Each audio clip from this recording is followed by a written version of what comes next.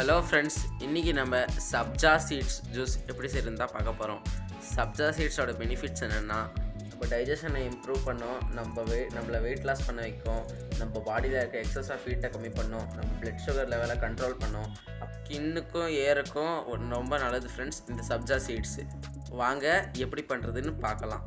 Friends, இந்த சப்ஜா சீட்ஸை 7 மணி நேரம் வரைக்கும் ஊற வைக்கணும். வாங்க இந்த சப்ஜா சீட்ஸை இப்போ இந்த கப்பில் போட்டுடலாம்.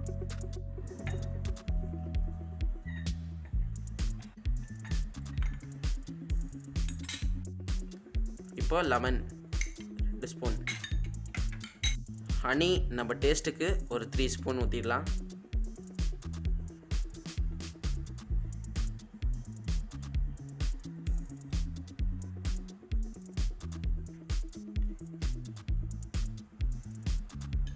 இப்போ அதை கலக்கிக்கலாம்.